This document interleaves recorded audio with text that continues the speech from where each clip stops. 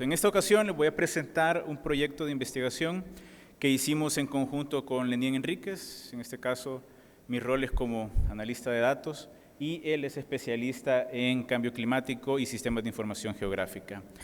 Y lo que hicimos fue estimar sostenibilidad y relacionar, o indicadores de sostenibilidad, y relacionar esas variables con variables biofísicas en fincas de café georreferenciadas en El Salvador. Para estar claros todos, la agricultura sostenible involucra el correcto manejo de los recursos para satisfacer las necesidades cambiantes de la humanidad. Yo creo que todos lo sabemos, en este caso, satisfacer la demanda de café sin comprometer la habilidad de las futuras generaciones de también hacerlo. Y para eso, para medir sostenibilidad, hay múltiples alternativas. Yo creo que cada uno de ustedes que en algún momento ha dicho, voy a medir sostenibilidad, encuentra un abanico de opciones.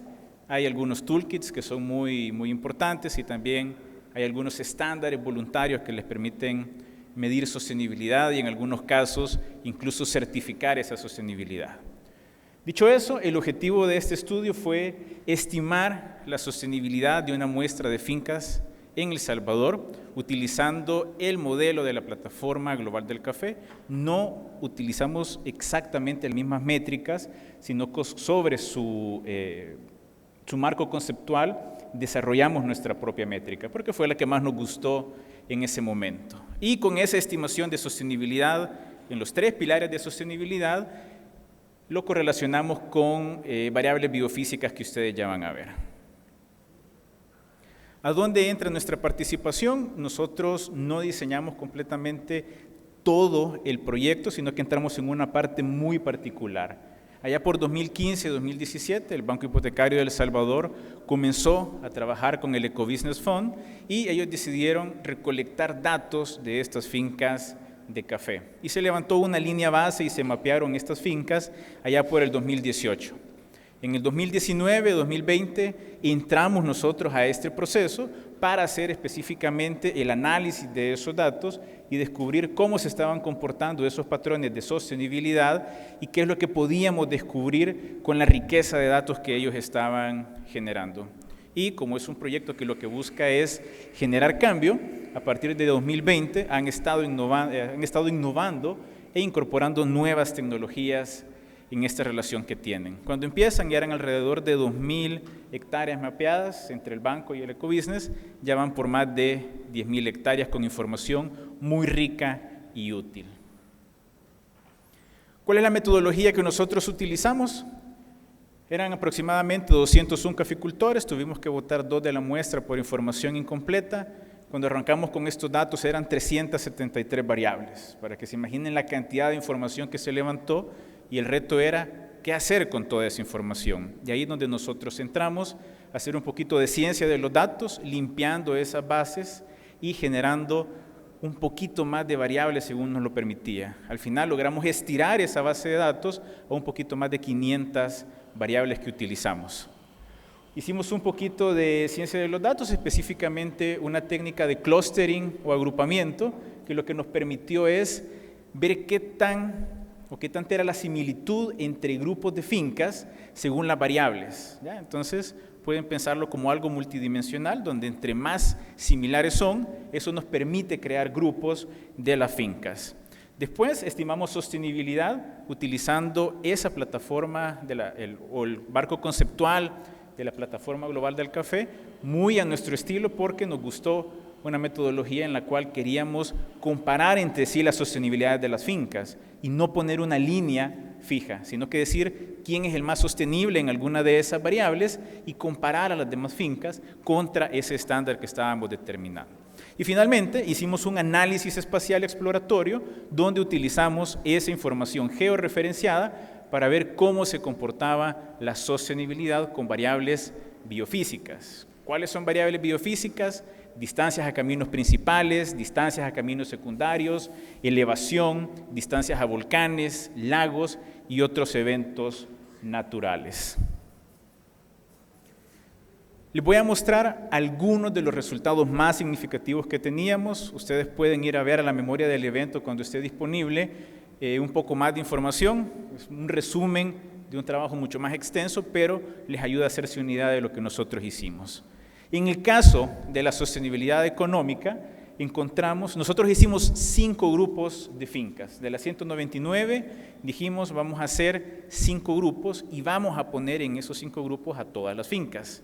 En este caso, en el grupo o clúster número 2, nosotros encontramos que ese grupo de fincas específicamente se caracterizaba por hacer un uso más intensivo de los insumos, específicamente fertilizantes, agroquímicos, y que tendía a tener una mayor cantidad de acreditaciones. Cuando les digo mayor son 2, por ejemplo, versus no tener ninguna.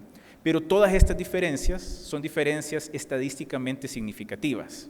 Entonces, sí hay una evidencia que nos dice son diferentes. Y por ejemplo, el grupo 3 o el clúster 3 tenía una menor prevalencia de enfermedades y un bajo uso de agroquímicos. Entonces, esto nos permite ir viendo cómo se van diferenciando las fincas. ¿Cómo decidimos que una variable afectaba la dimensión económica, social o ambiental? Eso es muy a criterio de nosotros como investigadores. En el caso de la parte económica, cualquier variable que afectara directamente el costo o la rentabilidad de la finca, lo incluimos ahí, y lo mismo para las demás variables. En el caso de la sostenibilidad ambiental, les pongo otro ejemplo. Encontramos que el segundo clúster se caracterizaba por un mayor número de prácticas de conservación de suelos y una mayor biodiversidad, medido como la cantidad de especies de árboles medidos en las fincas. El clúster 3, como una forma de hacer una comparación, tenía mayor diversidad, pero de animales, un mayor número de especies de árboles y un porcentaje de árboles de sombra mayor que eran frutales y leguminosas. Y en la parte social, nos llamó la atención a nosotros que el clúster o grupo número 1 se caracterizaba por un mayor número de empleados permanentes y el grupo 3 por un salario más alto pagado por día de trabajo con respecto a los demás grupos. Entonces, ese grupo 3 de fincas definitivamente resaltaba por eso. Y algunos se preguntarán, ¿y eso para qué me sirve? Fácil, desde la perspectiva del banco y del propósito del Eco Business Fund, la intención es poder identificar cuáles grupos de fincas son modelos o quiénes son los que están haciendo las cosas mejor según variables claves, ¿verdad?, o indicadores claves para ellos. Y también poder identificar cuáles son grupos de fincas que requieren un mayor trabajo para alcanzar una mayor sostenibilidad. Como quien dice, aquellas fincas que están más abajito y que es más fácil definitivamente subir su nivel de sostenibilidad. Luego, como les comenté, nosotros utilizamos el marco conceptual de la Plataforma Global del Café, porque cuando se tomaron los datos no se estaba pensando en ninguna certificación en particular. Entonces fue más difícil hacer casar los datos que teníamos, así que nos ajustamos a estos 15 indicadores de sostenibilidad. Y aún así no pudimos utilizarlos todos. Entonces, cuando miren el indicador económico, es puramente productividad.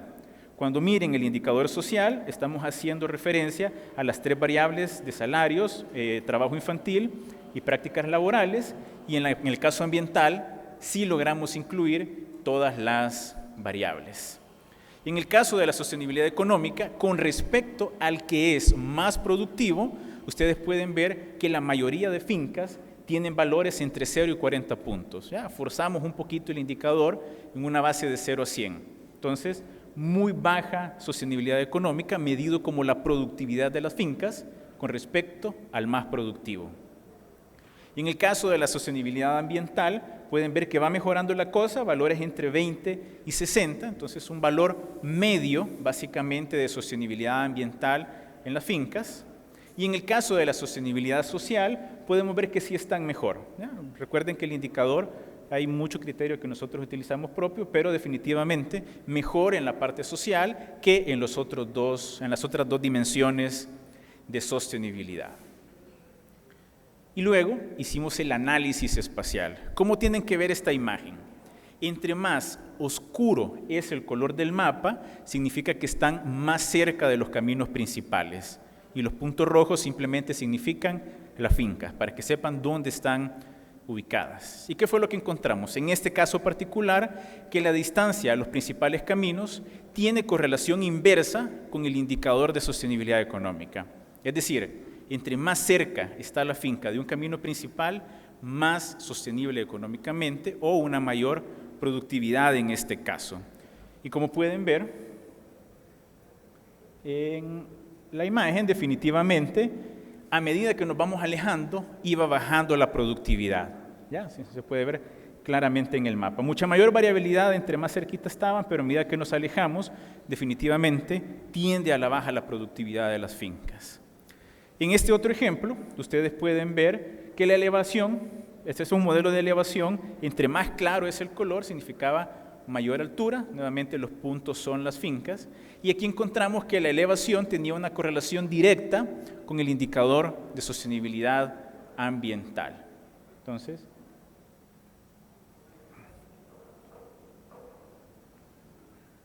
ok. En la imagen de abajo, si ustedes pueden ver, independientemente la elevación, la sostenibilidad económica se mantiene constante, ya hace una forma como de rectángulo, lo que nos lleva a nosotros a indicar o a pensar de que definitivamente puede haber un tope a la capacidad de estas fincas de lograr esa sostenibilidad económica. ¿Y cuáles son las conclusiones que nosotros sacamos de este ejercicio?